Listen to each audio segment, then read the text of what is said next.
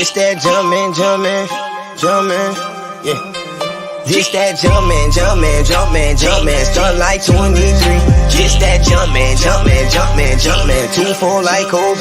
This that jumpin', shoot my shot, then beat. This that jumpin', right around swing my trees. This that jumpin', start like 23.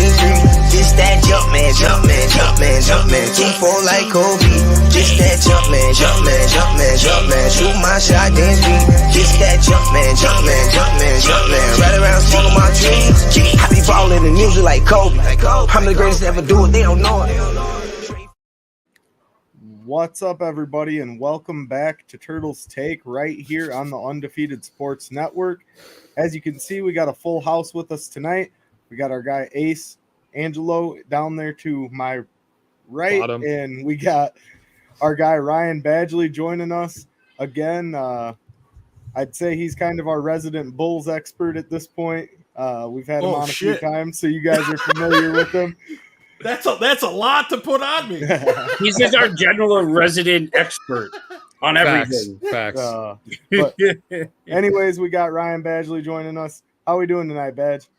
Oh, man, I'm happy to join you guys, man. I know we've been trying to link up forever, and our schedules finally worked out, and, happy to be on with you guys, man. And I love hopping on with you guys, I always have a good time. It's good to see you guys. I know you guys are working hard, putting out great content, man, and that's what this is all about, man. I mean, shit. If you have a passion for any sport, no matter what it is, anything, this is the place to be, man. Doing podcasts. Yeah. So many people, Absolutely. Watch these live now or listen to it after the fact, man. In high school, I used to Facebook and stuff all the time. All Bears this and Cubs that. And I had one kid who was like, man, why don't you just start like talking on the radio on sports? And that's kind of where this whole idea came from, was like, well, I mean, why not? Why not just shoot the shit with people who like the sports that I like? Absolutely, man. I actually got started in terrestrial radio, right? So like I broadcasted high school sports, baseball, softball, basketball, football for 15 years. And my dad was my broadcast partner, which was freaking epic because I learned everything from him, So, and then I happened to be broadcasting some games and sharing them on Twitter, and Eldo from, Bears Barroom at the time reached out, and boom, for 4 or 5 years, I was a part of the Barroom Network is what they're referred to now. A bunch of great guys over there. I love Eldo to death. He's one of the greatest people I've met doing this. And all my boys from the Barfly Tailgate Show, which I was a part of. Bobby Bombs and Aaron Kurt, Ryan Kirkland-Billings, Chris Watts there now. The guys from the past, Brian Quinn, Aaron Torricelli, Jeremy Kramer, they have their own thing going on too that they're doing. I mean, podcast is the place to be right now, man. This is where all your sports entertainment that fans can get on, talk about, and interact with you in a live forum for you to respond to. I mean, what's better than that? Especially Chicago sports fans, right? Because like we always got an opinion about something. So it's always nice to be able to jump on with, like us right now talking, or people on Twitter or in the comments, they can jump in and join the conversation too. It's nice to have an outlet to get all the pain and suffering out. It's like a therapy session. Finally, a group you therapy. guys will probably hate me for this, but now when it comes to football and basketball, I bleed Chicago Bears orange and blue and Chicago Bulls red and black. But as a baseball fan, I am a diehard Yankee fan. So you must be pretty happy right now. I am very happy, but I'm waiting for that. For the other shoe to drop? Yeah. Because I am not an Aaron Boone fan, just like I wasn't a Joe Girardi fan prior. And it always seemed that things were always going just too good. And things are going really good for the Yankees. And there's a whole another half of the season to go. So good. Red Sox are playing good. Blue Jays aren't too bad. Right. It's, it could be worse. I could be a White Sox or a Cubs fan. I'm sorry. Yeah, it's fine. I'm a miserable Cubs fan. It's all right. No, but see, miserable is the right word for so, that. But, so I was talking with somebody on Twitter yesterday or the day before about the Cubs, and I said, I think as a Chicago fan, too many of us, we just go with the wrong expectation. Like there was nothing to tell you the Cubs were going to be good this year. Yeah. No, Like, they they were were the opposite. supposed to They suck told us they were this going to year. be terrible, right? So they started off pretty good, and everybody was like, all right, we're going to surprise some people. And it's like, no, we're not. Nope. But I mean, they have some good pieces. Like if you look at the team for what it is, and it's not a contender, it's not anybody that's even close to contending. There are some good pieces to build around. They're young pieces. Then Saya comes back yesterday and he hits it inside the park home run. Dude, what a freaking return, right? I mean that. When you signed him, it was like, wait, are we going to get the Wish.com version of Ohtani? And this dude's going to suck. And that's why the Cubs were able to get him. And like, he's actually really good. Yeah. And Morrow's been good. And I like Horner and Madrigal for what they do. And Ian Happ has actually performed pretty well. Happ is playing good again. Agree. So like, there's some good pieces, I think. But as a Chicago fan, I think we always get sucked into that. Oh, we can actually surprise some people and be really, really good this year. Every time. And we do it every year with the Cubs. The Sox keep doing it and say, oh, we're a World Series contender this year. And then they just fall flat on their face. Yep. And it's Sitting on their leg, right? Right. Yes, without a doubt. So, I mean, it's just, it's one of those things. Chicago's one of those places. It's funny because, like Ace said, everybody's got an opinion. Everybody's got got something to say about something or other. And I've learned anything. Chicago's got some of the most meathead sport fans there is, and it's just cool to hear some of them. You just hear them talk, and you're like, "Oh my god, shut up!" But it's cool because I'm not gonna lie. I do try to keep a level head at times, but it's always fun to be meatheadish. You know what I mean? Absolutely. I mean, you see definitely. Your team. I mean, think about it, right? Training camp's coming up, right? Training camp's going to open in a couple weeks here. Yep. I mean, Justin Fields is the Bears quarterback, for crying out loud. Right. How can you not be a little bit excited for that? But at the same time, expect it not to work. What did we do, to address the offensive line?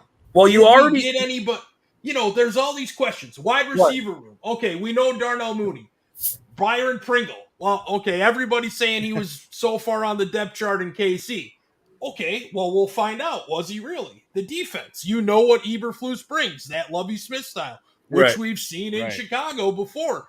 You know that defense should be halfway decent no matter who's out there. Right. The question is, as always, the offense. So, you have a little bit of positive expectation with Justin Fields. David Montgomery's going to run the ball well. Khalil Herbert, he played very well in his absence.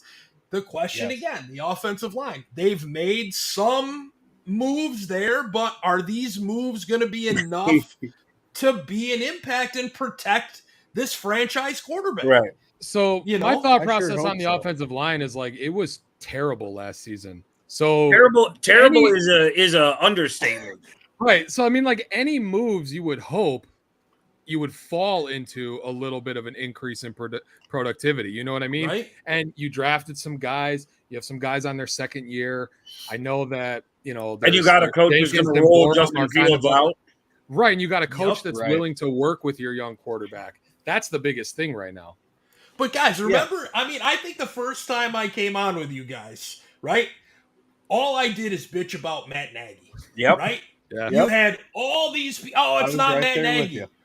And the end of the day, and I don't want to go on a tangent. It wasn't Matt Nagy. Well, this guy was a fucking clown. Right. And it was for some of us, it was 100% obvious from the jump. I was one that loved him after 18. As the resident Matt Nagy defender, I will admit we were the guys going, well, wait a minute here. Yep. Look at the offense. There's times where, they look good.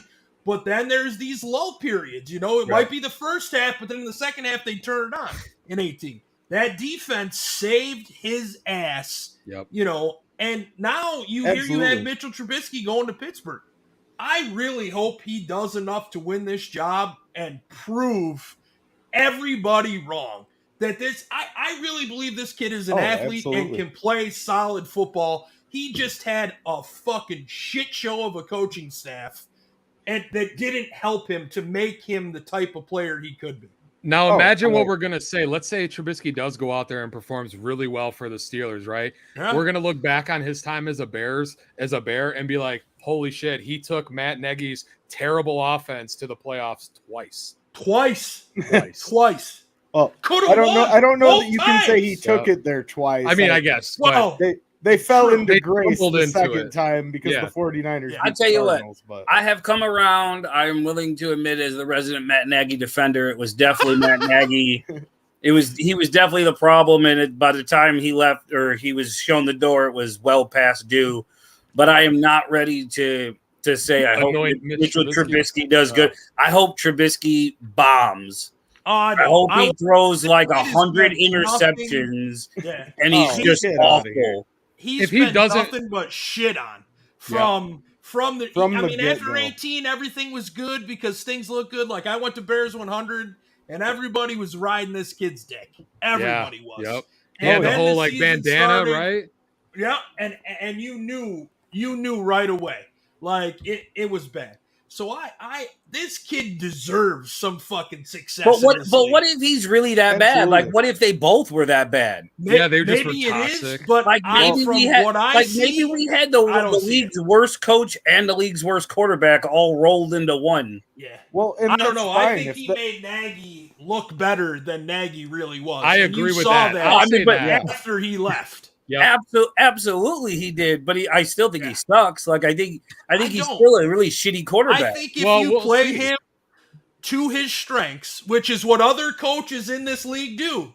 Right. You saw it. You saw when they bumped Nagy out and they brought in, I can't remember who it was. Right. They played Mitch to his strengths at the My end. only thing with Mitch is when he came out in the draft, and not just the Bears people because they don't know what they're talking about, but the real proven experts around the league said this kid's got the best deep ball in the draft. Yeah. He can't throw a deep ball to save his life. Yeah, that's very true. I will definitely agree with that. They said he's the most accurate quarterback coming out in the draft. Where is the accuracy? Even if you're with a bad coach and a bad system, the accuracy should still be there. What does that say about Patrick Mahomes and Deshaun Watson, though? Right. I mean, I'm glad we didn't get Deshaun Watson. Yeah. I would have rather. I wanted Watson. Fuck that. We would have won a Super Bowl already. Maybe. Yeah, now we've been without a quarterback. You could have won a Super Bowl, and then he could have been suspended with all these. But real quick, I can't believe we just spent 10 minutes talking about Mitch Trubisky. I know. That's my bad. I'm sorry. Badge does this. Every time he comes on, he takes us down another road. That's all right. That's all right. As Badge was alluding to, I mean, you have to be excited that Justin Fields is the quarterback of the Chicago Bears.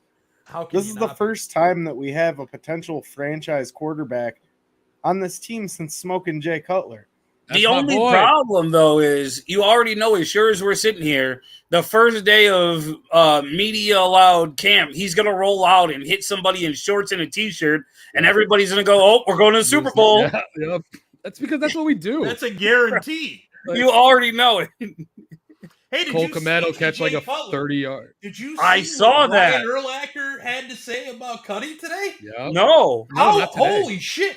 I thought you were talking about Cutler talking about Fields. No, this was Urlacher was asked a question on, I don't know the name of the podcast, but he never pulls no punches against Cutler. Basically, was he really hurt? Is right. Basically oh, wow. And Urlacher came on and goes, come on. He goes, Cutler was one of the toughest son of a bitches I ever played with. Good. And everybody thought Urlacher and Cutler didn't get along. Right. Yep. Urlacher showed today the amount of respect that he had for Cutler. That's he good. Said he literally was trying to continue to play, and the coaches had to tell him, this is going to get worse. Sit down.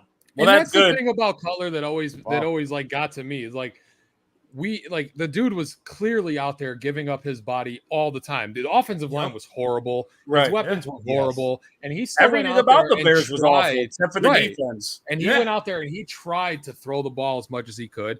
Did he throw questionable ones? Absolutely. Well, the questionable thing, the questionable throws, I've always said guys like him, Mahomes, Favre, these guys who just have an arm that nobody else has, they go, well, he shouldn't have made that throw. Well, nobody else would make that mistake because nobody else even has the ability to ever complete it. So they don't even try it. Yeah. These guys, he said if you want a quarterback that could make every throw, it was Jay Cutler. Absolutely. No ifs, ands, or buts about it. He said he would sit there and watch this guy and just be like, holy shit. It's unfortunate that they could not put weapons and an offensive line around him, because I really truly think with some wide receiver help and then an O-line, I know they brought Marshall in, but by the time they did that, the defense was a shell of itself. They were giving up 50 points a game. Like, and then Cutler's forcing shit downfield just to try to score. It just never linked up, but we're kind of in that similar pattern now, right? Yeah. Where you move on from the coach with a new GM, hire this guy, move on from the GM with the same coach, hire this guy. Like, same quarterback. Well, and that was my point as the offseason came to fruition was you gotta hit this. Otherwise, you're heading down the same spiral that you've been heading down the last, since Lovey left in 2012. So 10 years. That's a fucking decade at this point. So, now you've got a guy I really love. Eberflus's, he don't give a fuck who you are. That's the type, and that's what I've said. I said about Nagy. We need a guy in here that doesn't give a shit about your contract, what you do, anything else. You need to be this guy on the field. That's what I expect, and that's what I like. That clearly was not what was happening under that Nagy regime. So. Yeah, there was no accountability at all. To fix it. Yeah, there was no accountability for Nagy either. Like the dude was just we heard all these things in the beginning. How we have scouts that we self-scout ourselves and make sure we're not predictable and blah blah blah. The first year they were winning games and we were all like, okay, like this dude's for real. He's got the team going. He says all the right things, and then when the wins stopped coming, then it was like, wait, this dude is just full of shit. Like he doesn't even know what he's saying. Like he's just talking out of his ass. And that's where these beat writers need some balls, because when he said, I'm being scouted, if I were a beat writer, I would have said, then your fucking scout should be fired. Yeah, exactly. But I would have gone down in history as the guy saying, your fucking scout should be fired. Right, absolutely. And then you'd be the guy that they'd be hailing right now because you were right. So. But all those things, and we haven't seen a lot of Eberflus as a head coach and Getsy what he's doing, but you hear all the right things, and the difference this time around is you're hearing the right things from the right people. You're hearing the Charles Tillmans and the former players who have now been brought back into that Bears circle, and you're hearing all them who don't pull punches and don't hesitate to tell you when the team's playing like shit. Or when the coach is full of it, you're hearing all them tell you, hey, we're really liking what we see. They've got a good culture there. They've got this. So the steps are moving in the right direction. And at least we don't know much about the GM, but at least you can see a plan. Like, we're not going to spend a lot of money this year, but we're going to go into next offseason with the most money in the NFL. Right. Like, we're going to this, right? You're one of these guys now coming into this defense. Somebody like Eddie Jackson, right? Who's been here since what? 16? Right? Yeah. So 16, you've been through two coaching changes now, right? Or this will be his third. You've got a guy like Charles Tillman coming in here. Granted, they don't play the same position. Right. But you've got a guy like that coming in here who was a guy that forced turnovers. And I'll say this, and I'll live and die on this fucking hill better than anybody in his fucking time. Oh, absolutely. Charles Tillman should be a first fucking ballot Hall of Famer, just like Devin Hester. Yeah, should have been. Absolutely. Because at that time, nobody was taking the ball away like he was. Nobody. And the move is the peanut punch because of him. Yes. Right. How can you, as Eddie Jackson, and I'm not saying, I'm sure he probably is. I shit on Eddie Jackson a lot the last couple of years because it was warranted. I had an expectation for this motherfucker and he didn't live up to it. Right. And he shouldn't have lived up to the expectation he had for himself either. Because he was a Pro Bowl caliber player. Right. And the fucking wheels fell off. But if I'm him this year, I've got a fucking chance now to totally change the way everybody perceives me in this defense. Yep. And this is the type of defense that he will fit into perfectly, because he's going to be your deep safety. He gets to go back to being the playmaker. Yes. So Eddie Jackson, I'm fucking going to say it right now on this show, Pro Bowler. And I'm fucking marking it. You know what's crazy is, Vince, I know the last couple seasons you have talked about that like the guy who was playing alongside at the other safety position wasn't allowing him to play football the way that he when Eddie Jackson was playing at his highest, he had Adrian Amos next to him. Right. Yep. Now, I know a lot of Bears fans have said, oh, they should have re-signed him. They shouldn't have. Green Bay paid him more money than anybody should have paid him. Right. And he hasn't been that great since he went there. But the thing is, he allowed Eddie Jackson to be special. He was not just another guy out there. He was special. And I get what they did. They because Eddie Jackson is a smart football player, they said, okay, we just need you to be this guy. Well, Eddie Jackson's never going to be a downhill tackle, in-your-face type player. He wasn't it in college. He's not going to be in the NFL. But he can be special, as Bad said, that guy in the back who takes the ball away. Whether it's a forced fumble, whether it's a pick, whether it's whatever. Like, that's what he does. That's what makes him special. So if he can't be that guy, then he will never live up to those expectations, because he's never going to be a guy that goes get you 100 meaningful tackles. Right. I've heard people say, oh, but look at the tackle numbers for this past year. It's like somebody had to get the tackles. He was the only one out there. Like, he was going to get them by default. So like Badger's saying, this defense is going to allow him to get back there and allow him to be that special player again. And this is what to sit here and I'm not, you have Vic Fangio in here. I mean, this guy did things with this defense that obviously the coaches that came in after him, nothing against Sean, whatever his face was last year. Desai. His name. Yeah, Sean Desai was kind of, you knew it wasn't going to last for him, because you knew this was going to be it. But these guys that came in after Fangio, they didn't recognize what he was doing with Eddie Jackson to make him the type of player he was. And even the year prior to Fangio. Right. So you now have Matt Eberflus, who for the last 15 years has been in this Lovie Smith type of system and scheme. Right. And now he just gets to sit here and say to Eddie Jackson, listen, if you've got to make a tackle, we fucked up someplace else. Absolutely. Right. So if you don't, I don't care if you have making the play, we made a mistake. Yep. If you have 30 tackles on the season, I don't give a shit. As long as you're breaking up passes, the deep ball, if you're getting picks, forcing fumbles, whatever, perfect. That's what we need from you. And I really do. I really believe that Eddie Jackson will revert back to the guy he is. And if he doesn't, I don't give a shit. I'll die on the hill. I'm right there with you. I watched him since his days at Alabama, being a Crimson Tide fan myself. And he was never really a big tackle guy. Vince pointed that out the last time we talked about Jackson. He's a guy that's going up, trying to make a play on the football, and that's where he succeeds.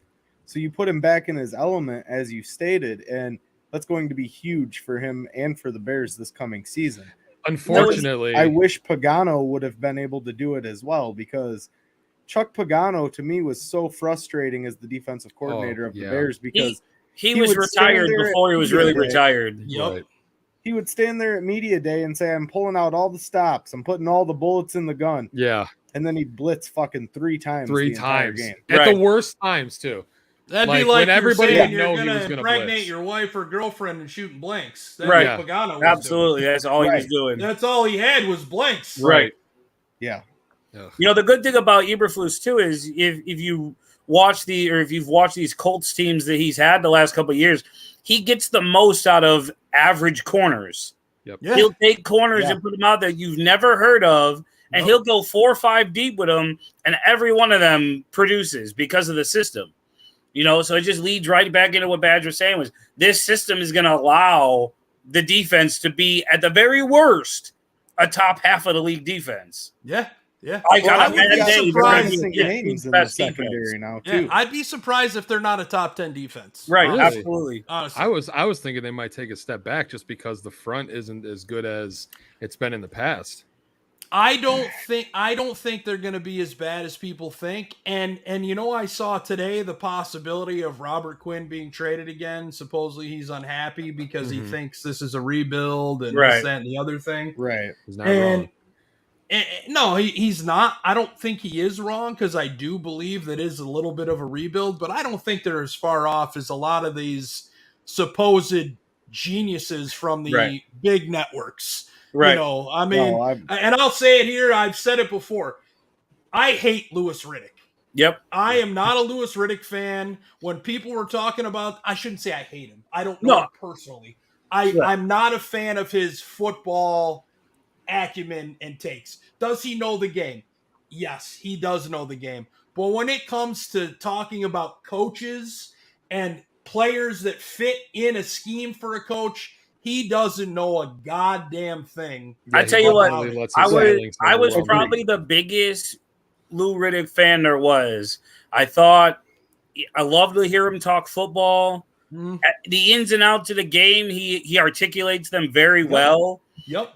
But all of this has gone on for the last year where, obviously it's well stated that Matt Nagy is a close friend of his. They got rid of Matt Nagy. So every chance he gets now, he takes a shot at the Bears. Yep. He didn't get the GM job. They got rid of his buddy. Like, I thought it was really poor the way it went. And I think you've seen that in other places like Pittsburgh. If he was the guy that everybody thinks he is, Pittsburgh would get the job. Yeah. Yep. He was there for 2 interviews. I said it after the Cleveland game last season when Nagy rolled out that bullshit game plan. Yeah. That got Justin Fields sacked 9 fucking times, and don't tell me it wasn't intentional because it was fucking intentional. It was 110%. And Louis Riddick went on the air on ESPN and had his back and blamed the fucking quarterback. Right then and there is when I said this guy does not deserve to be in a position, in an NFL position as a general manager. Clearly, because he's had opportunities over and over again for interviews. There's something about whatever he says during that interview process that just isn't resonating with the NFL today. Right. Yeah. Well, and you see, he gets to the second interview. But I think at that second interview, they probably take a step away from the ins and outs of football and start talking everything else football. Right. And they hear a lot of the same things we do. At the very least, even for all the people who say, okay, I'm not willing to say that it was intentional. Okay. At the very least, it was a horrible game plan. Yeah. Like at the very best, it was the worst game plan he could have came up with. But to go out and say that it was, to support him and do all those things, like you said, because there are going to be those people who, I'm not willing to admit that he would sabotage. Okay, that's fine. We don't have to say average fan knew what needed to be done during that game. And if the average fan knows, hey, you got to bring help on this offensive line, then I hope to God your head coach knows that. Right. Yeah, but I can't keep a tight end into block when I need him to run a 6-yard hitch route to be 5 yards short of a first down. I was going to say, to run a 6-yard out on 3rd and 12. Yeah. When I went to the Chicago-New York game in Chicago last year, the day after New Year's? I can't even remember at this point. Yeah, and I watched them line up trip receivers to the near side of the field, a solo to the far side, and a single back. And then they took, I think it was Herbert, put him in motion to put him off of the line, almost like Of course, now I'm going to forget the freaking set name. It was almost like they were running an empty set, but they had the running back in a wing, so he was a single wing. Right. And then they broke him out to run a little curl, and then each of the outside receivers ran an out, and then a little further out, and then a little further out. And Dalton tried to throw it to the deepest out. There's 3 fucking guys in front of him. Right. You can't cluster everybody up 5 yards down the field and expect nothing. And success. And that's why I tell people too, just give Cole Kmet this year to show you what he really can do. in an offense that's designed to go downfield. Like, he can block a little bit. He can do a little things, but you got him to catch balls. Like, that's why you drafted him where you drafted him. We could have had Grant Delpit. Instead, you wanted Cole Kmet. Yeah. I'm all for it because I think he's a difference maker. Yeah. But then they didn't put him in position to be a difference maker. You went out and passed on safety. Right. Absolutely. Yeah. So that's one thing I do want to get Badge's opinion on too. Looking back at this prior season, do you believe the phasing out of Allen Robinson, I would say, was that intentional? Do you think Matt Nagy schemed him out? I think Matt Nagy's just an idiot. Yeah, I 150% believe that they did not want Allen Robinson. Well, they didn't want him to leave, is what they didn't want. And they thought if they didn't throw him the ball and were able to win games, they would be able to sign him because nobody else would sign him. They'd be able to keep him at a lesser value than what he was looking for. I'm glad he's gone. Oh, well, I mean, he didn't help himself, so I'll say this. So he didn't help himself last season. There were times where, and you see it on film, and I know he sees it. I know he looks at it, and I know he would probably try to defend himself. I get it. But there are a couple instances where even I saw that maybe not that he was quitting, but he gave up a little too soon. Right. One of he made a those business decision, they call it, right? My thing is everything out of Allen Robinson, and a lot of you don't hear him speak a lot, but today's day and age, nothing is said without everybody finding out. So a lot of the stuff you heard about, he wanted to be paid like a number one receiver. He felt like he wasn't used like a number one receiver.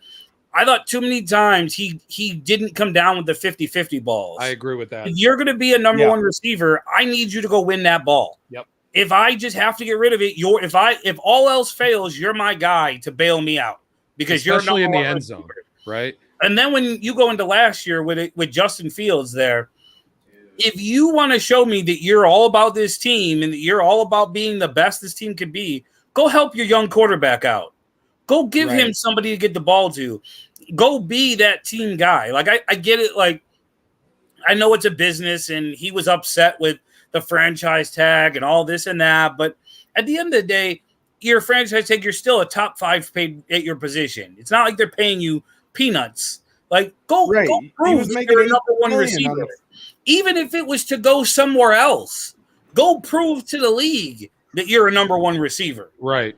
And I just felt like he didn't do enough to show that.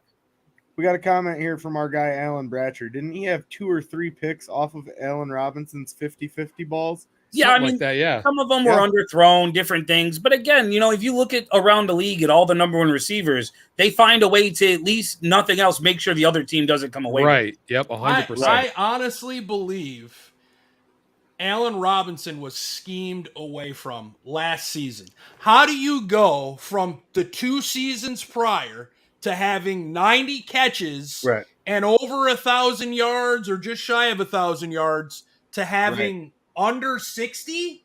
That's I mean, look at the fucking lack of separation. Even Darnell Mooney, who's a fucking speedster.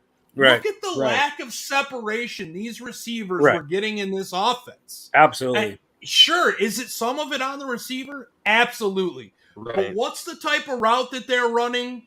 And how easy is it for a defender to defend? When Allen Robinson's going to run a 6-yard hitch or a 5-yard curl or an 8-yard curl, whatever the situation, you know what's coming. You know how to defend it. Yes, there were a couple times that he went up to have to try to high point the football with the defender and didn't come down with it. But that's going to happen. That's your quarterback's entrusting you to get that. There are times where he did go up and get that football throughout his time here in Chicago. The only thing that bothered me last year was it seemed like a lot of those 50-50 balls he didn't even try to go get. The first couple of years he would go up and get them. There were a few times last year that he kind of pulled up and didn't even go up to try to fight for it and let the defender jump up and pick it or make a play on it. I almost wonder if it was he was surprised it was coming to him, so he was like, "Oh shit, like I'm the fifth option. What the fuck's the ball Right, coming like- to me for?" Like I feel like it was both, right? Like I feel like as far as Matt Nagy was considered and Ryan Pace, whoever made that decision, I think it was very visible. Like Badge, I think it was very visible that the game plan, at the very least, the game plan was not. We have to find a way to get Allen Robinson the ball, which it should have been. Right. He's your number one. Yep. At the very least, it should have been we have to get him the ball in space and let him do something with it. Especially with a young quarterback. Right. Especially How with can the young you quarterback. not? How can you not make the guy has phenomenal hands? Right. He really does. Yes, I know he coughed up a couple 50. Like at the very balls, worst, he's a top 10 receiver in the he league. should have been the fucking security blanket for Justin Fields Yep. every time he stepped on the field. Yep. And Absolutely. he wasn't. And I get it.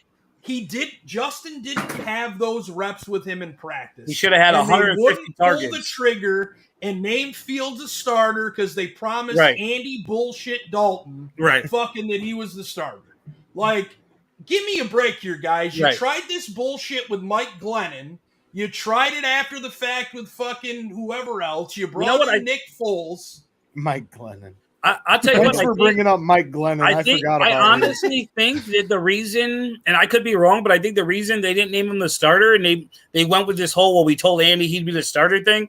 I think they went with it because they figured no matter how bad we are this year, we can fall back on we're going to Justin Fields next year. Yep. And we have to give us more time because we're going. That's our plan. I think they thought it would buy them more time. To me, that makes them look even stupider because absolutely, if you start him and you falter, okay, then you have that excuse. Absolutely. But when you went with Dalton and then kept bouncing around, you made yourself look 10 times dumber. Yeah. Oh, he's the starter. Andy's the starter when healthy. And then it comes down that George and the rest of the staff went to Matt Nagy and finally said, hey, you got to put this kid in. I mean, everybody knows that the relationship between a quarterback and his wide receivers is one of the most important relationships in football. Yep. And you have no continuity with any of the wide receivers, with any of those three quarterbacks that were on this team. And you saw that last year. Fucking Jesper Horsted and the fucking kid from fucking Northwestern every week. But then look, when those guys were in the game, though, those were the guys that Fields trusted. He would go to them and they would produce for him. Right. Yeah. Absolutely. It's unfortunate how the entire situation with Matt Nagy ended in the Bears, but sorry guys, I totally hijacked it. I'm all for bitching about the Bears. You're all that's good. one of my favorite things to do. I'm pretty sure I coined the phrase that he was trying to put a square peg into a round hole. I think I said that every single show we did last year when we were talking about Matt Nagy and this Bears regime. Yeah. So one last final thought on the Bears here, Badge. The firing of Soup Campbell. Are you a fan of that? Do you dislike how it was handled? I mean, when it comes to front office stuff, I don't give a shit. I was to be honest with you. I know he came out pre-draft and said something about somebody or somebody else or something along those lines. Right. Yeah, there's something weird that went on there. I think there's something on there that wasn't it something like didn't he help them search for the coach or something weird along those lines. Yeah. And I think he was upset they didn't give his buddy a look at coach. Something like that. But Ryan Poles, I mean, that I give him credit. You know, this is a guy who's been a part of this organization for a little bit. He was part of bringing in Ryan Poles and Matt Eberflus as part of that, whatever fucking George was trying to do there. I don't know, but he was part of it. That takes some shot.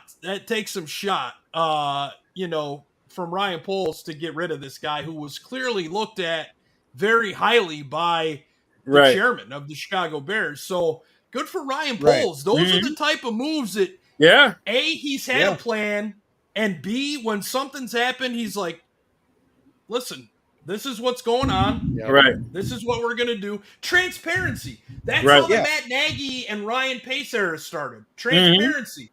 Then the fucking wheels fell off. And guess what? Then how we many had times to start did you hear from searching Ryan for the Pace? wise. Right. Yeah. Yep. This guy, I don't think we're going to have those issues. He's not afraid. He's not afraid to go out and say things. He's not afraid and he trusts in his plan.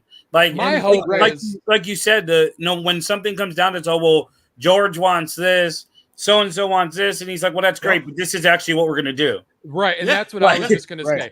This organization from the top down has always been so just discombobulated with George and Ted sticking their nose, and then they say they don't, but clearly they do. Like, you need a guy who's willing to stand there and be like, no, George, no, Ted, this is what we're doing. This is how we're going to handle this, because, there's no president of football ops that, the GM is the football guy. Right. So he needs to kind of be like a president of football ops. That's why, he got the assistant GM and all these other guys. And I think you needed somebody like with that. balls. Right. Yeah. Somebody that was going to stand up and be like, look, that's great. I appreciate that that's what you guys want to do, but this is why I'm in the spot I'm in, is to make these decisions for this organization, and this is what we're going to do. We got a comment. I love that comment from Scott. That's great, man. Does George even know what George is doing? Let's be honest. That Eddie press conference was such a shit show. The defining moment for me last year was when George was being interviewed, and he said, well, I'm not a football guy or something along those lines. I'm a fan. I'm not a football evaluator, but I'm going to go pick the guy that's going to be the head of the football operation. And that's a key problem. And you go look at these guys that I'm happy with Ryan Poles and Matt Eberflus. I think, as you guys have stated, they're both guys that are going to stick to their plan, be tough, yet be transparent. Yeah. Which is what we need. I mean, Matt Nagy wouldn't even tell you if he re-signed his contract while he was here. That's true. He'd stand at the podium and say, well, that's not really for me to discuss. It's like, we're not asking how much money you're making. We're asking, we're just asking how many sign an extension. That's a yes or no When are you question. leaving? We don't want you. Just tell us when I'd we still like to know how much he's going to get paid. If he signed an extension, what are we still paying him? Yeah, right. They never came out and said that, right? No, we never found out. Which is weird, right? They took that shit to the grave. You always hear he was a lame duck because coach. They probably gave him much more than he was worth. I bet you he. But they only wanted to pay Olin Kreutz $15 an hour to fucking help on the offensive line. And George said, "Oh no, that's not true." Don't talk shit about Sam Mustipher. Olin will push you up against the wall. It was such a wild shit show of an end of season for the Bears. It really was. It always is. It always is, man. No, don't get him started. Yeah, Olin might be listening. I hope this time next year we're talking about the Bears that were eliminated in the NFC Championship game and. Yeah. Well, see, something positive to talk about. I think that brings up a good point. Like for me, and Tarbo and I've talked about this a lot, and I've said it every time we talk about it. For me this year, I don't even care what the record is. I don't care if they lose a bunch of games this year. I just want at the end of the year, I want to be able to say 100% without any doubt, Justin Fields is the guy, Matt Eberflus is the guy, Ryan Poles is the guy. That's all I want to be able to do. I just want to feel with 100% certainty that the pieces we have in place are the right pieces. Right. Yep. Even if they have the worst record in football, if Justin Fields takes those steps that we want to see him take, and all year we're like, okay, he's clearly the guy. He's a franchise quarterback. Now we just have to put the pieces around him. I'm okay with that because I'm not looking to win this year. I know they're not going to win. They're not going to compete for anything this year. I want to be able to remove the doubt. Because right now you'll know by the record. I feel because if he's the guy, they won't be as bad as we think because he will single-handedly help make that offense better. Might not be this team's going to win at least 9 games. That's what I'm saying. Oh my god! What did you just say? This 9 team games? is going to win 9 games. I just saw somebody on the NFL Network say you're talking about in Madden. They're going to win 9 games, right? 10 games. That's crazy. They might win 9 or 10 in Madden, but they ain't doing it in real life. No way, man. I give them 6 tops. They were right there on the edge. I'm not going to say they'll win 9 games, but I will say I think this team is going to be better than everybody thinks. I hope you're right. I think so too. I think the coaching staff that they have, the systems that they have. What team do you guys think in the NFC North actually has a shot to win the NFC North? Oh, the NFC North is wide open. To me, the Packers, the Bears I feel like get to 9 wins, they could win the fucking division. Why do you feel the Packers are who they've been So I don't think they're who they've been. Who's going to catch the football? Well, okay, but I just feel like with Aaron Rodgers, you're never out of the conversation to take the title of the NFC North, because I don't he's disagree, proven to but do it. I don't. And I hate the Packers with a passion, but I don't think they're going to be. I think their defense is going to be worse than it was. But I don't know. I'm not sold on Green Bay. I think Green Bay's defense is going to be worse than it was, and I think their offense is going to be worse than it was. You lost the offensive coordinator. You lost the quarterback coach. You lost everybody that has anything to do with the offense other than Aaron Rodgers and the head coach. And I get it. It's still Aaron Rodgers. Matt LaFleur has the record he has, which I think a lot of it's to do with Aaron Rodgers. Everybody will admit that. But Aaron Rodgers has shown over the years he's very about comfort, right? And if nothing else, you've taken all of his comfort away. Right. He made them go and get Randall Cobb for some draft because he wanted somebody. He wanted somebody that he felt like he could trust.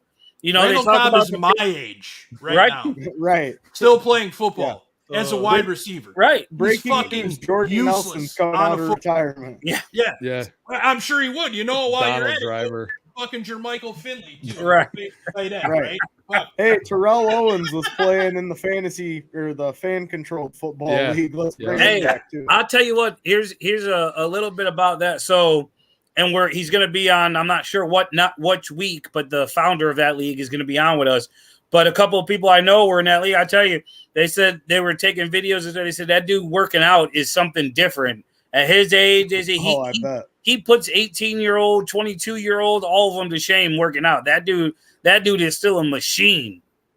Oh, I don't doubt if you were an all-pro athlete, right? And not for nothing. And I mean, look at Tom Brady. Granted, it's the quarterback position, but the guy's going to be 44 or 45 years old and still playing in this league.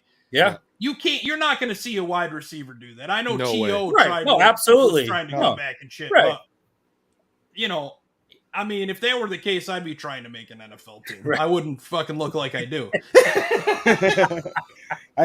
I did read something that Chad Ochocinco, whatever you want to call him, would be willing to come back. But have you seen some of the things that dude says? Yes. Oh, dude. It's been outrageous. Yes. So he's been saying about what he did to his gloves recently. Yeah, he said he jerked off on his gloves before every game.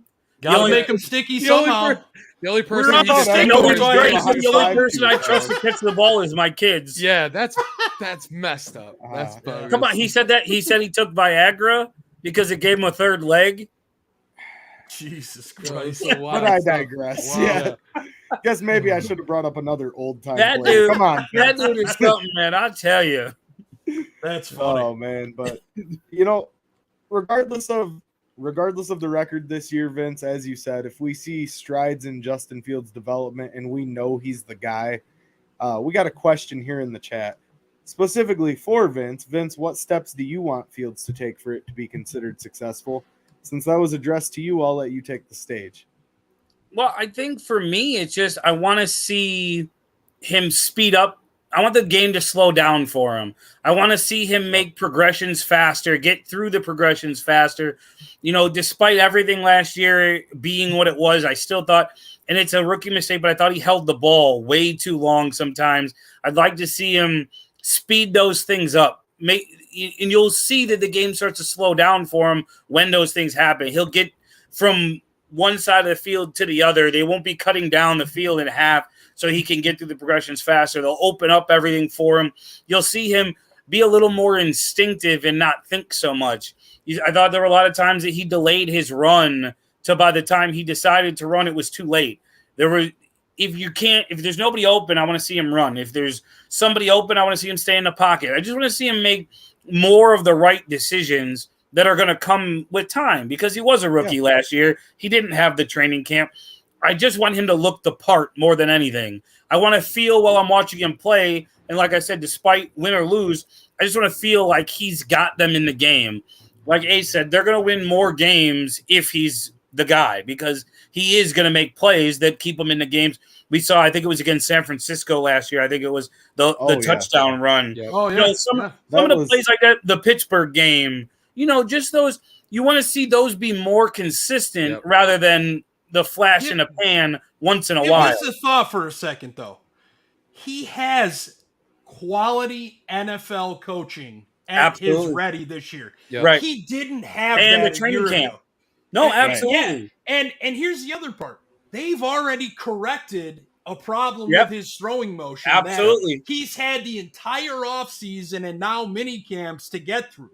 So now he's got this down. And with the fact that they're going to use him to his strengths, which is faking the ball to a running back and getting out of the pocket and looking down the field. Right. This guy throws dimes on the run. Absolutely. And you're going to see this offense, I think, really something that you haven't seen since that first year under Trestman, where we had an offense that moved the fucking ball down the field, and I think you're going to see a little bit of that this year. I don't think the quality – I love Darnell Mooney, but he's not a number one. I don't give a shit what anybody says. He's not there yet. Right. He's a great number two. He can get to that point. One. Yep, absolutely. Right. Byron Pringle, who knows what we have in here? Some of these other guys that are carryovers from last season. Can they step up? The young guys that draft. I'm excited for Velus Jones Jr. Probably not anybody. Absolutely. Somebody, I mean, in Nagy's offense, you heard all of, they got 4.3 speed. Right. They never got the fucking ball. Right. So let's take a guy like this, get and the let him ball stretch in his the hands. field. Yes, a quick slant. Yeah, right. That's something they did not utilize. We haven't seen it. Right. Right. Yeah, with the coaching staff they have in place, and a lot of the things you're hearing, like Bad said, they've corrected his throwing motion, a lot of mechanics they've already been working on. I'm a lot more confident now than I was during the season last year that you will see this year he is the guy. At the end of this year, if there's still doubt, I would be surprised. Yeah, me and too. If there is, then maybe it's time to move a different direction. But we'll see how he performs this season. I'm not gonna say, it's make or break year for him. Right. You just want to see him keep getting better. Yeah, exactly. And I think, guys, if you're at this point next year and you're still questioning it when he's going into year 3, right? Year 3, year 2 you can see a jump. But year 3, once you get through year 3, if he hasn't made that step, it's the same with Mitch. You're just looking for those finishing touches at that point. It's not going to happen. I really believe in this kid. I think he's going to surprise a lot of people. I didn't have the negative feeling when they drafted Fields like I did when they picked Trubisky. So I lost my mind. Oh man, I remember I was at a Tilted Kilt watching the draft. We had a whole draft party, and when they traded up, I was like, "It's Watson. It's got to be Deshaun Watson. There's nobody else it could be." And they said Mitchell Trubisky, and I said, "Who? What?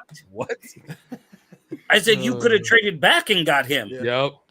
That was the most frustrating part. That heard me lose my mind. At least they didn't take Solomon Thomas because that guy was a complete waste. Right. Right. Well, and my dad's a Niners fan, so for us to trade up one position with the Niners, he sends me laughing emojis and, just a series of memes. And he's like, your team's stupid. Why? We didn't want that dumbass. They are stupid. They make me sad. And I'm like, yeah, well, you're not wrong. And I took him to his first NFL game this year, this past season, the Bears-Niners at Soldier. We were sitting in the south end zone when Fields ran that touchdown in. Nice. And he's like, even coming from a guy that's a Niners fan, he's like, okay, that's, you see the speed and the legs on that kid and the decision-making. When it flashes, and it's exceptional. Absolutely. So if you see that a little more consistently in year 2, they go out, they win 8 or 9 games. 8 or 9 games is really where I'm going to feel comfortable saying, okay, every time you say 8 or 9 games, I could see Angelo's skin cringe. So I'm the biggest meathead in this world when it comes to the Bears, right? Last season, I'm like, they'll turn it around. Maybe I've just been so jaded. You're Matt Nagy jaded. Maybe I'm expecting 3. No, you can only see the Bears through your Matt Nagy glasses now. Yeah, I got to take them off and get new ones on, man, because they broke me. Okay, Angelo, just at a high level, you've got 2 wins against the Detroit Lions. You've got a win against the Houston Texans, who the Bears have played very well against. Mm-hmm. You've got 1 win against Minnesota. I believe the Bears are going to beat the Packers once, probably at Soldier Field. They're not going to win in Lambeau. That's 5 games right there. Giants, Jets. You've got very winnable games against the Giants, the Jets, the Philadelphia Eagles. If you take those, you're now up to 8 wins. It's not as tough of a path as you may think. I don't know if the Lions are a guaranteed 2 wins. I think they got better in the draft also. I think the Lions have done some good moves. They're still the Lions. I know they're still the Lions, but eventually you have to fall into some kind of They still have Jared Goff right? as their quarterback. Even That's a their broken biggest clock's problem. right twice a day, but it's not going to be when they play the Bears. This is my son. He just wants to join in on the conversation. I like it. But I think there is a very clear path to where this team wins 8 or 9 games, and it is attainable. A lot of the games last year were defined by 3 to 6 points, where if there's a swing, if one play goes differently, the Bears have a much better record than they did last year. I mean, not having Matt Nagy on the sidelines calling plays is it got to be at least a 7 to 10 point swing.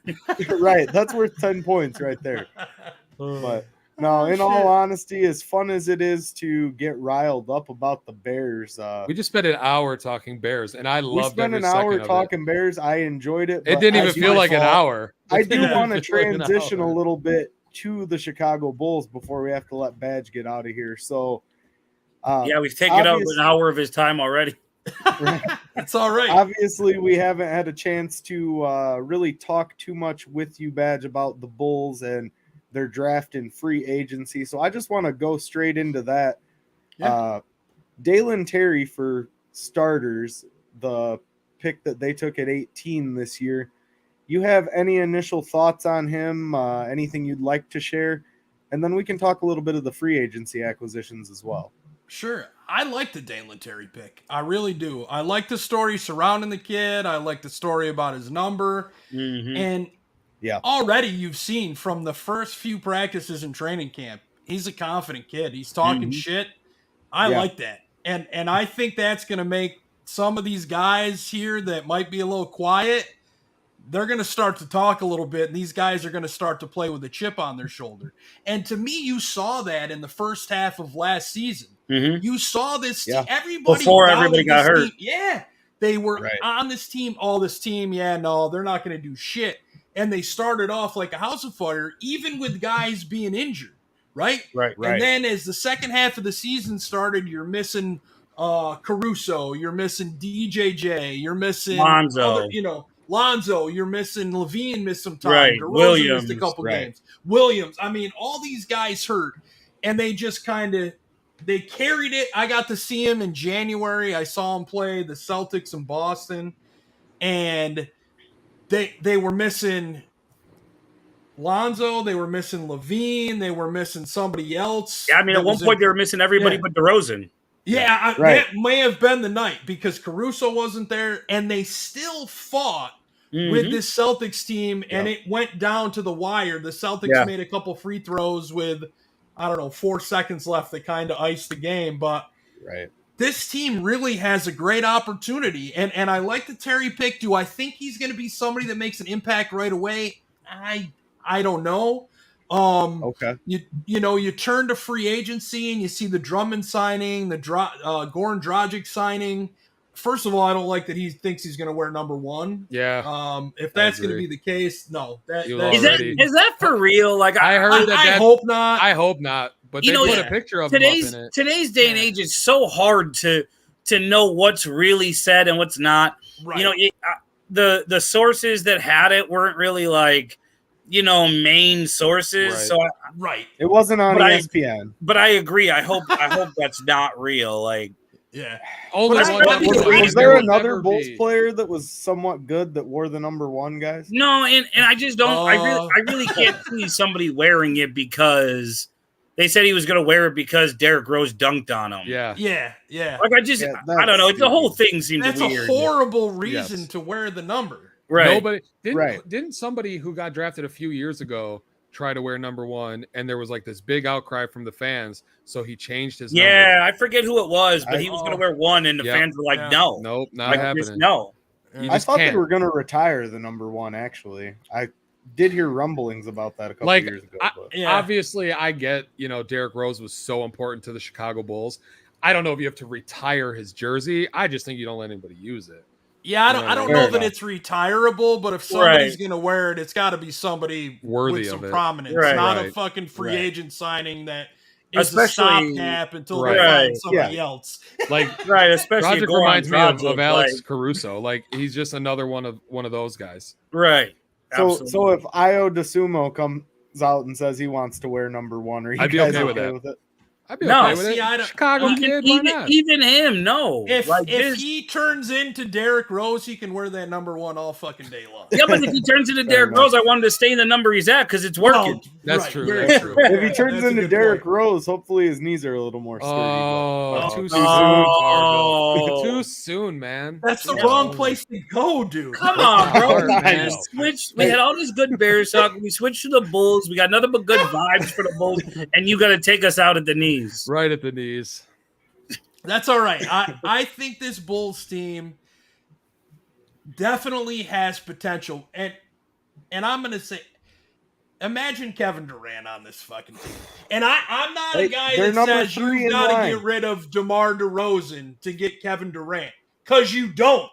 You can keep Zach, and you can keep DeMar, and you can add KD, and you can lose some other guys. The badge. Let me. I know you don't always tune into Turtles Take, but let me walk you down memory lane. This guy. So last week, I'll say this though, Turtle. When it comes to the Bulls, especially this last year, he has been nail on the head every single time. Every single time. I'll fast forward or rewind to last year, or the year before last. Sorry, Tarble and I, when we were further down the road, we predicted that they were going to go get Lonzo and DeMar DeRozan. Yep. Nice. And everybody said, Turtle, you don't know what the hell you're talking about. There's no way the Bulls get DeMar DeRozan. You're Lakers, an idiot. Blah, blah, blah. Well, here we are, fast forward to last season, and they get both. Yep. But where I'm going with this story is last Tuesday. And I won't use any names because I'm not that kind of guy. But last Tuesday, we had somebody on, and I just said the same thing you did, that I didn't feel you had to give up DeMar DeRozan to get Kevin Durant. No way.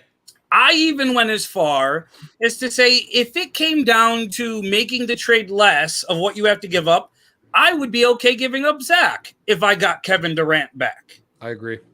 So we went round and round, and he proceeded to tell me that DeMar DeRozan and Kevin Durant could never play on the same court together. And I said, well, I don't understand why. And he said, well, they're both going to want to be in the same spot on the court. I said, first off, Kevin Durant shoots plenty of three-pointers, even if DeMar DeRozan does not. Mm-hmm. Not only that, but he also doesn't hesitate to drive to the bucket. Yep. And he's an ISO guy. So he's going to go get his no matter what. Yep. So we went round and round, and he basically told me I didn't know basketball and that it was impossible to think those two could play on the same team together. So it is very enlightening and reassuring to hear you say the first thing out of your mouth is imagine them together. Well, here's why I say this. So Kevin Durant, when he requested to be traded, the rumor came out that he wanted to go to a team that already had 2 star players. Correct. Right. So right there, right off the top of my head, well, you have Zach LaVine and you have DeMar DeRozan. Correct. You add Kevin Durant. Now, here's the thing where I don't see it as beneficial is defensively. Right. We have a defensive liability in Vooch. Right. I hate to say it. I love his game that he can take it behind the 3-point line. He's not consistent enough in his offensive game, and defensively, he's just not big enough to be that guy you need inside. Right. But Andre Drummond isn't the guy. He might be better defensively, but offensively, he's not your I can starter. pull my balls out of my shorts right now and score more points than Andre Drummond would in an NBA game. So, absolutely. To me, Kevin Durant, the Bulls should be looking at every avenue possible to bring this guy here, because right now I look at this league And there isn't a team in the East aside from Boston, and I won't say Philly. I did see a couple of things they did. Any place James Harden goes, I'm ruling him out. Right. Same thing with Russell Westbrook. That Yep. fucking ship has sailed. Yep. The Chicago Bulls and Acme, they need to figure out a way to get Kevin Durant in Chicago. And this becomes, if not the number 1 team in the East, the number 2 team behind the Celtics. So I got a question for you guys. You guys are both big NBA guys. With all this Kevin Durant, Kyrie Irving talk, like how detrimental is it to the NBA? Because Kevin Durant just signed an extension, right? So you're going to have these high-profile players that are going to just be like, well, I'm not playing for your team, so trade me. After you sign them for all this money, you put your team, you put your organization in their hands, and they're like, well, I don't really want to be here anymore. You know what? I think it actually is even more of a detriment than people realize. You know, if you think about the Kevin Durant timeline, the Brooklyn Nets, regardless, whatever you think about the Nets, take the basketball side of it away. They paid Kevin Durant to rehab his injury. Mm-hmm. They paid him for a full year. He got paid every paycheck with them knowing he was never going to play a game for them that year. Right. They knew it was going to be a losing season, but they had the future in mind. He said, I'm in this for the long haul. Yep. Right. So he comes back after the injury, looks great, misses some time because of some nagging injuries and Russ getting off, whatnot. You have the debacle that is Kyrie Irving this year. Yep. You know, and you think about it, if Kevin Durant is just this much further behind the three-point line than that toe being on the three-point line, they go to the finals instead of Milwaukee. Yeah. Giannis has never won a title, and this whole story and narrative is different. Yep. Absolutely. Because now Kevin Durant got there. Yep. So you look at what that organization did for him. He wanted Kyrie Irving. He wanted all these things he wanted them to do. They went and did it. They went and got James Harden for him. Yep. They went and got his coach he wanted. They went and did all these things. And 2 years later, he said, I want out because Kyrie doesn't want to be here. So I think the biggest thing to me, guys, is think about this for a second. The max contracts in the NBA, it's guaranteed. The whole fucking contract. Yep. Mm-hmm. Right. And very similar. Major League Baseball is very similar. If you look at contracts in the NFL, there is guaranteed money, but then the player, the team has options, or that the last year or two of that contract can be voided. Right.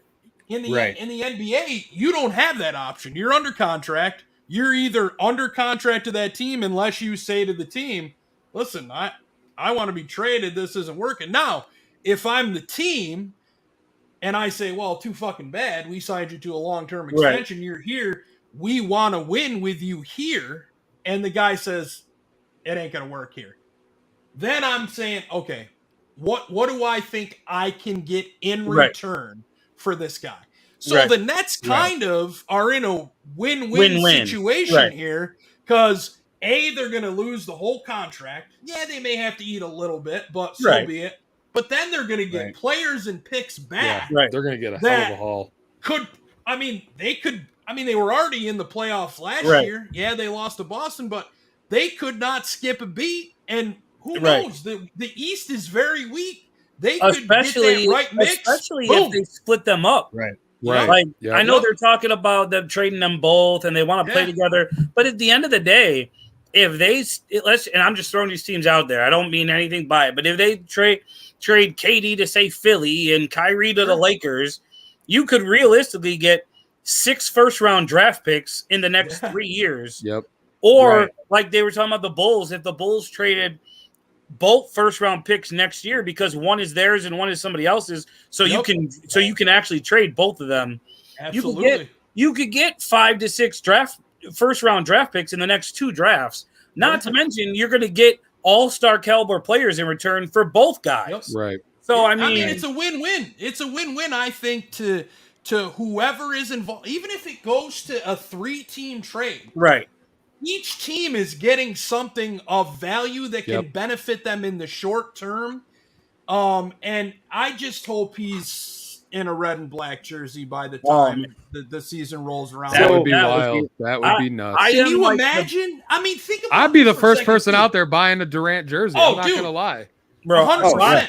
But you look back, right? You look at those Bulls championship teams, right? And those first three, it was Michael, Scotty, Horace, Paxson, and Bill Cartwright. Right. You sit here now and you look at that lineup going, I mean, what the fuck? Michael, Scotty, Horace, maybe, but then Paxson and Cartwright. Then you look at the guys coming off the bench, and Stacey King and fucking BJ Armstrong. Hodges, BJ Armstrong. Yeah. Right. Like, those were the guys coming off the bench contributing. Steve Kerr a little bit there in 93. Like, and then you look at the team after Jordan retires, decides to come back. They acquire Rodman at the beginning of 95.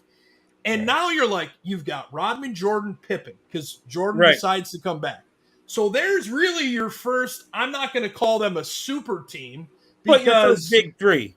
But your first real big three there. And I mean, what did they do? They fucking dominated. Right. 95 or 96, 97, 98. I wouldn't say they dominated, but 96, come on. They dominated the entire NBA. So you bring Kevin Durant in here already he was a scorer. DeMar DeRozan's a scorer. Zach LaVine's a scorer. Right. You still got to address the defense for me, though.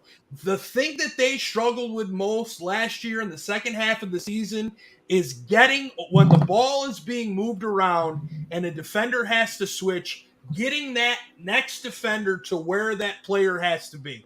They did not do well with that at all in the second half of the season. Their defensive rotation, to me, that second half, was very poor. And I think a lot of that had to do with you've got Vooch on the inside where the ball's getting outside and you're expecting him to go out now on a guard to help cover a three-point shoot. I think a lot of that will be addressed with, Patrick Williams. He missed so much time last year. Very true. I think he kind of changes things. And I think the Dalen Terry drafting him kind of changes things too, because it's almost like having two of the same player, but Dalen Terry's a little more athletic in playmaking, where Patrick Williams a little more, not as much finesse, but a little more strength and grit. Big but body, you get Alex Caruso and Lonzo Ball back, who are two of the best perimeter defenders in the NBA. You're able to do more things now. And I think if you look at this, just the different things they can do, I think a lot of people forget with everybody that missed time. They forget Lonzo Ball was playing some of the best basketball he's ever played. Without a doubt. Before he got hurt. Him and Caruso both missed so much goddamn time. Your two top defenders that team was completely different that amount of time. The moment they lost both those guys. Those two guys brought energy. They brought the defense. And what did the Bulls do with that defense? They turned it into fast break points, right? Yeah, man. And you got a guy like Lonzo who improved his three-point shooting. And as soon as you lost both those guys, they're able to poke the ball out. Like, it's a totally different game plan. And I've said this on our show. Tarbell's probably tired of hearing it, but I've said it. For Go me, ahead. I know what you're going to say. I think Lonzo is very key to the Bulls. And when he went out, Caruso can do the same thing. Io, maybe this year he'll take a little bigger of a role. But to me, all those guards, what they do for me is they keep the ball out of Zach's hand till he's ready to score in the fourth quarter. I think Zach's shot selection gets goes downhill in the second half of games. I agree. He feels it a little too much where he starts the basket looks like it's an ocean to him, and he's putting up horrible shots. And I think that takes them out of games. I thought DeMar being there last year, I think it kind of is that veteran, because Zach's never really had that either, right? Like, he's one of the best players. He went from being, he's really good on a bad team to, hey, this kid's actually a superstar. And I think there wasn't really anybody to be like, hey, you don't have to do it all. Like, we've got the guys though with Durant now. Right. And that's what I'm saying. Durant, you would the probably pressure's really off LaVine. So go ahead, Ace. Well, I was going to say, you're going to lose a guy like Io. You're going to lose Patrick Williams. Right, you're going to lose Patrick Williams. You're going to lose Io. I don't think you lose Io, though. I think you're going to lose a Kobe White. I don't think. I personally think his name is the name I see more than anybody. Yeah. If they could get Durant without losing Ayo, DeRozan and DeMar, and then Lonzo and Caruso, whatever you need to do. Yeah, I like this kid. I think Vooch Ayo is would going to be take in a it. big step I think next Patrick year. Williams is obviously going to be in it. Yep. I think Kobe White would be in it, and then the 3 draft picks. Yeah. So you're trading those 3 players and 3 first-round draft picks, and you get Kevin Durant back I'd for take it. that any It's day. a no-brainer. Oh my God! He's still and then, a top even 3 if you player look in at the league. Yeah, look at what they've done, right? So if you look at their starting 5, and this is if everybody's healthy, right? Ball, Levine, DeRozan, Williams, Vooch, right? So then you think about guys on the roster. This is cracking me up when I was researching this earlier today, right? Matt fucking Thomas was on this roster for the entire season, and I will say he did contribute offensively a little bit, but this is a guy that should not have been on this roster at all. So you bring in Goran Dragic for him, right? Dalen Terry replaces Troy Brown Jr. Andre Drummond, I guess he replaces Tony Bradley, maybe. He replaces Tristan Thompson, doesn't he? I think he replaces Tristan Thompson because he was. I like Tristan Thompson, but I think Tristan Thompson thought he was more of an impact to this roster than he really was. He thought he was like this. Oh, I have a role. Like, bro, you're a minute eater. I've won in the playoffs, guys. Listen to me. Did you see? And I don't want to jump ahead. I'm sure Tarbell, he usually drives the bus for us. I'm sure he was getting there. But did you see today the report that came out that the Bulls are looking at using their trade exception on Isaiah Roby from Oklahoma City? Oh, yeah, I saw you post something about that. Oh, I didn't see that. So they're looking at bringing him in to replace the Bradley Browns, all those. I may be a little biased for the guy. He's from the town that I live in, played high school basketball here at Dixon High School where I live. Tremendous ball player. Liked what he did for the Mavs last year, for Oklahoma City. I always get those 2 mixed up with the jerseys. Liked what he did for Oklahoma City last year, and he's got a lot of length. He plays. He protects the rim. He can finish at the rim. Like I thought it was very out of nowhere, but I like it if it's something they're looking into. I like long players. Absolutely. I like Derek Jones Jr. to me. Yeah. He's not a big body, but with his long arms, I'm okay with it. Why? He can block a shot. He can bat down a pass going for someplace. And he can block shots. Well, that's why Kevin Durant can get away with not really being a defensive player. He's so long that he's at least smart enough to put his arms up in the passing lane. Right. Totally agree. I really believe the potential for this team. Really, I don't know what the end point is. I think we'll see what transpires here throughout the rest of the summer. And where we stand come, training camp opening and the end of September, I think, in the NBA is when it starts. To me, it's going to be, can they make a big move? I don't think Andre Drummond is the answer inside, unfortunately. Rebound-wise, defensively, I think he adds more than we had. But I think there needs to be somebody there who can, I don't want to say replace Vooch because you don't replace him, but somebody that can play off make those defensive transitions a little easier.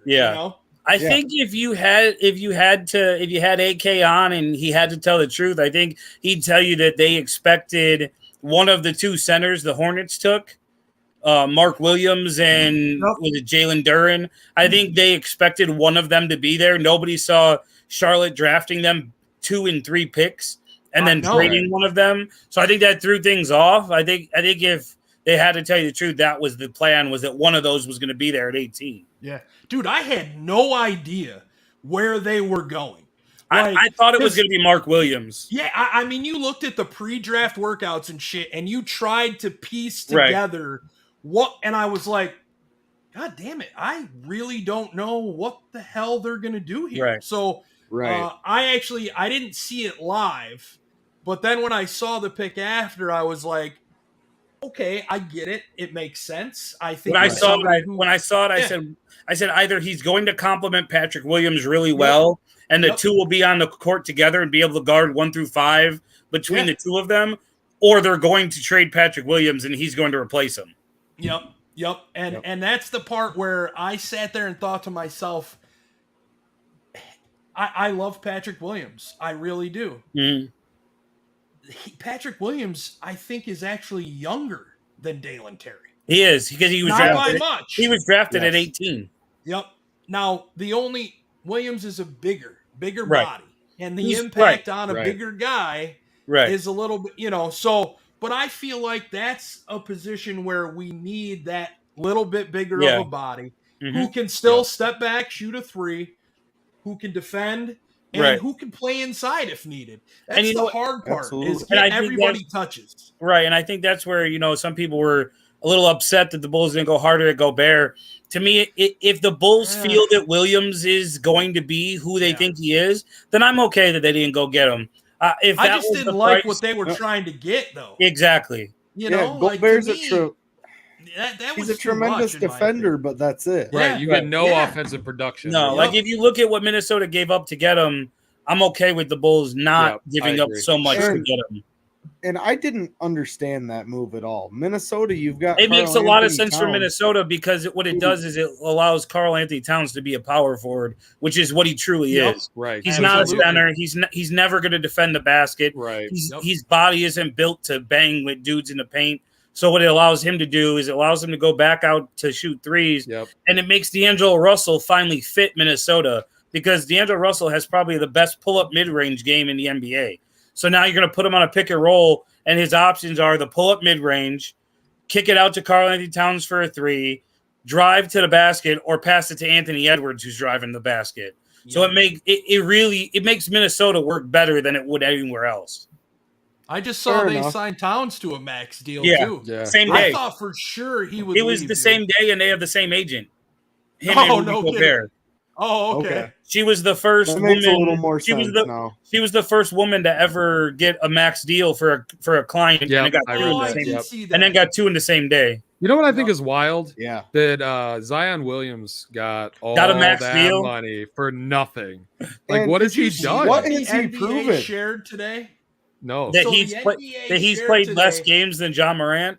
Well, besides that, they showed a summer league clip of Zion Williams ripping the ball away from I think it was a fucking Pistons scrub. Yeah. And just ripping it away from going up and dunking. And the NBA's tagline was something like, boy, look what Zion Williamson did in his first stint in the summer league. And all the comments were like, he's played 85 games since. Whoop-de shit. He's done nothing in this league. Right. That's literally just getting paid for your name. Yeah. That's it. Yeah, and at that point, kills me. So to wrap it up here tonight, guys, one final topic to bring up before we call it an evening. NBA 2K23 revealed their cover today.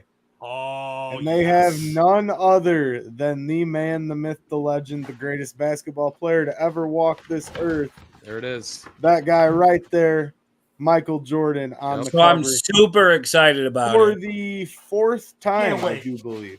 So the big thing is, how many covers has LeBron James been on? I'm just kidding. He's been on a couple. Has he been? I think he's been on 1 for sure. Yeah, 1 for sure, maybe 2. But so the big thing about it is, this is back to PlayStation 3 days. But I forget what year it was, but Jordan was on the cover, and they had this game mode that you played through the career of Michael Jordan, and you had to play through the flu game, but you had no stamina the entire game, and to replicate it, you had to do different achievements. That's 2K14, I believe. Yeah, and so supposedly, and it's still rumors because it's just starting to come out but supposedly there's going to be a game mode of some sort that has to do with Jordan's career. And that's awesome. And it's now on the next gen consoles, but that's probably the only game mode I would play. Yeah, so I play online, and I got me and one of my really good friends. We got our own squad, and we play. We got the same guys. We play all the time, and we play in tournaments and everything. And so the pre-orders go on sale in 2 days. But yeah, so we we were looking at it today, and in all of our different text chats we have, everyone was talking about how he's on the cover and different things. And there was a leaked cover yesterday, and I don't know if it's real or if it's not, but there was a Legends edition, and it's got Jordan and LeBron sitting next to each other at a camp, looked like a campfire type thing, and they were sitting next to each other because it's 2K23. They're both number 23. Yeah. So a lot, the problem in today's day and age, you never know what when people put out covers like that, what's real, what's not. Right. So we just kind of wait to see what 2K announces, but super excited for Jordan to be on it. I mean, who else are you going to put on? I was 2K23. You know what I mean? Right. Yeah. Oh yeah, it makes sense. So when I was a teenager, pretty much pretty much a teenager throughout all 6 Bulls titles, right? So that was like, I mean, that was the dream for me, like I lived for the NBA back then. I lived for those Bulls teams. I got to see the Bulls in 91 at the old Chicago Stadium against the Miami Heat. And I mean, it was crazy. I saw them again in 96 or 97, but I saw them in Philly playing the Sixers. Okay. Those memories, I can still recite them clear as day. Mm-hmm. Like anytime anybody talks about it, I'm like, what part do you want to talk about? Because I could sit here for hours. Right. 6 minutes and 4 seconds into the second quarter, I know exactly what was going on. Dude, like I just, I could watch The Last Dance over and over and over again. It's one of those, I told these guys a couple weeks ago, I don't care what I'm doing, if I got to be somewhere in an hour, what the situation is. If I see The Last Dance when I'm scrolling through TV, I stop on it every time and finish watching the episode. Yeah, there can be an hour left, or there can be 2 minutes left. And even my fiance, she watched it with me when it came out, and we watched every week. And even because she doesn't know all that kind of stuff, but even for her to see stuff like that, she was like, "Wow, I had no idea." I said, "Yeah, people take for granted getting to see him every day." Playing a Bulls uniform, you took for granted how good he really was and how special he was. I feel bad for people that didn't get to watch it live. Because you can go, like, for us seeing the highlights, it's different. Because we may have gotten to see it. We lived it. But for other people that did, like my daughter, like when we went to Bulls game, my daughter wore my old Jordan jersey that I wouldn't be able to fit over my right leg now. Like, so she wore it, whatever. But I mean, that thing is from when I was in, like, I don't even know, 6th grade, and I wore it through, like, middle school. So, I mean, the thing is 33 years old probably, and, like, to see her have that on, and, like, as we're walking through, well, it's the TD Garden now, but what was the Boston Garden, people weren't even, like, hating. They were just like, Michael Jordan, how can what the guy was to the game.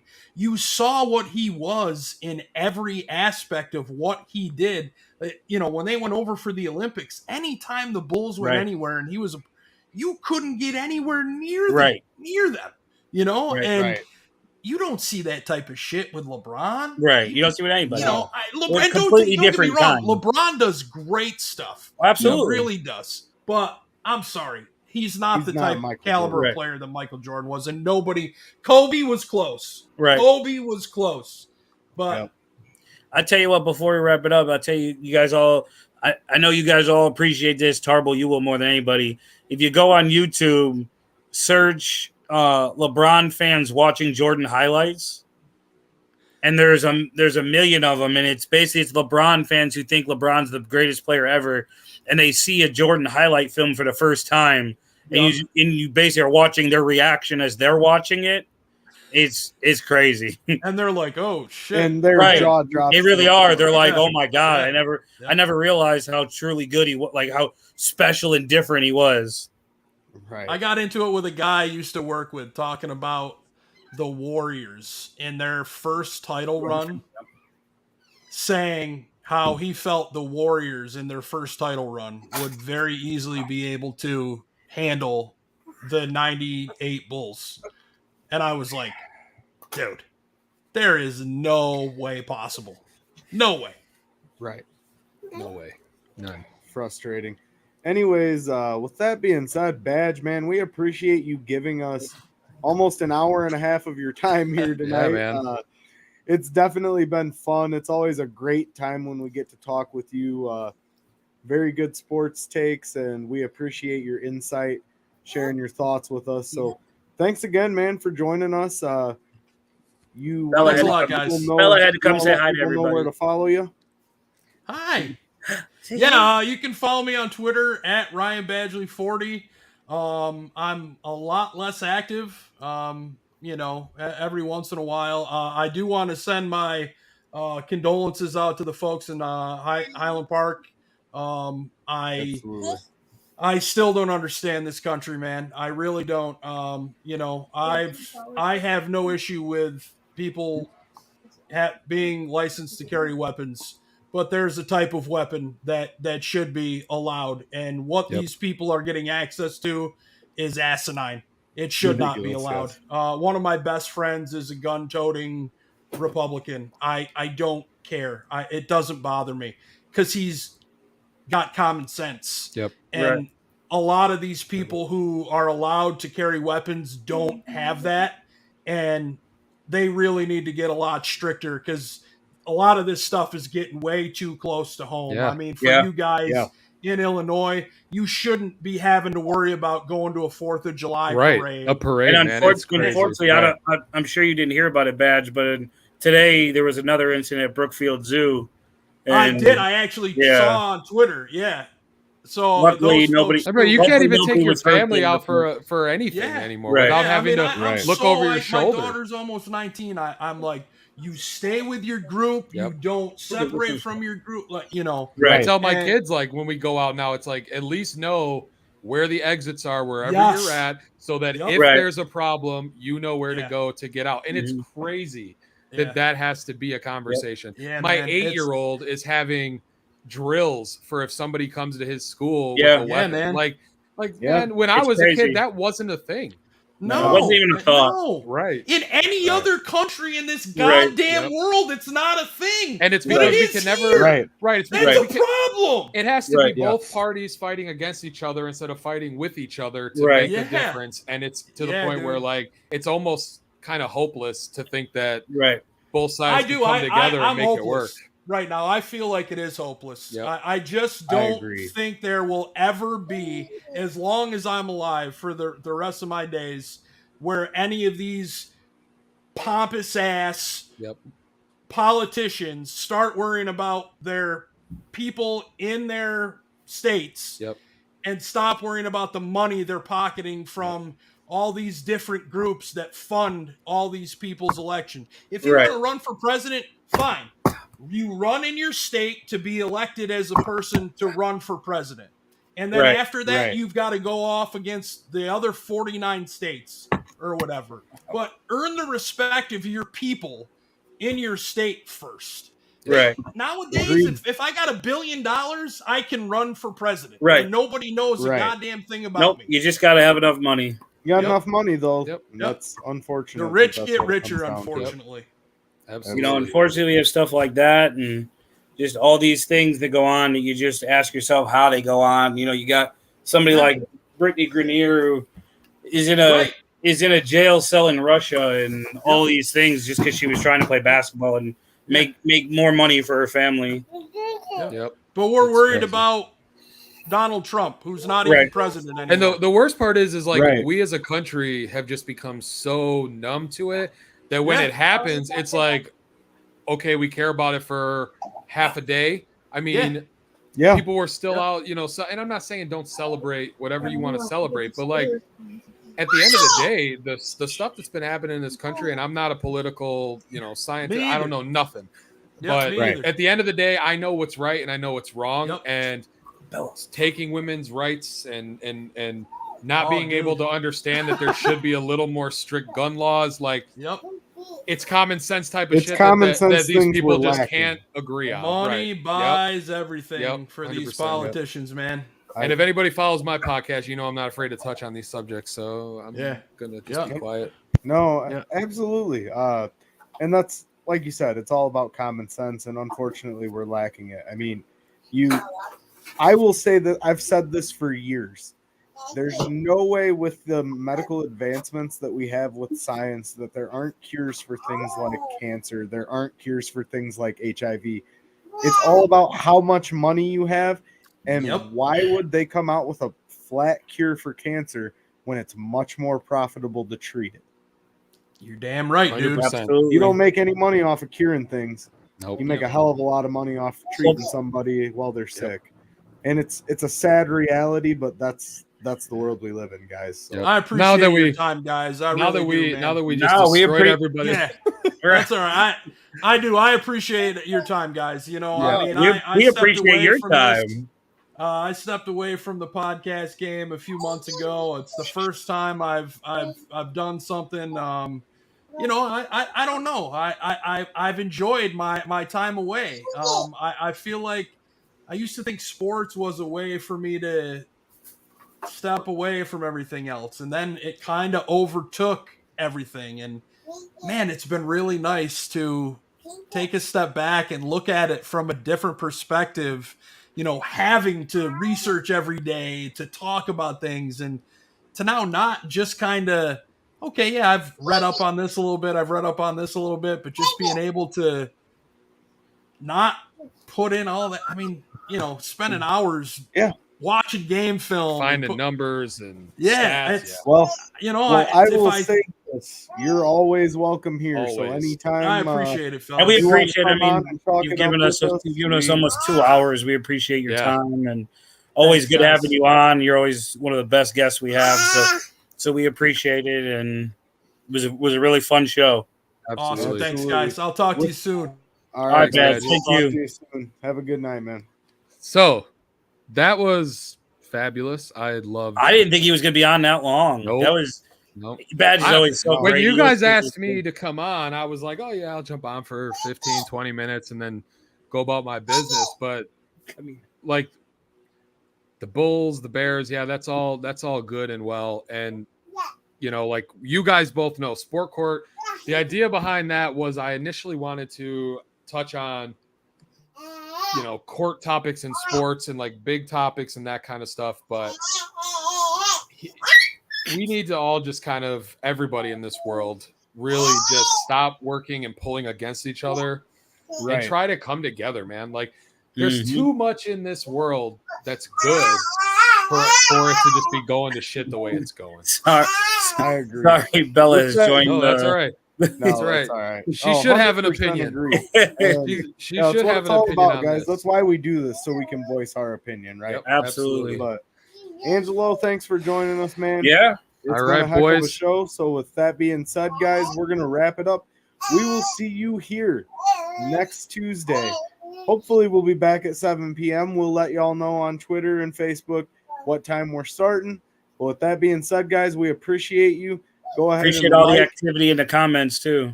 Yeah, absolutely. Go ahead and like and subscribe to us on YouTube, Twitter, and Facebook so you can see what the Undefeated Sports Network's doing next.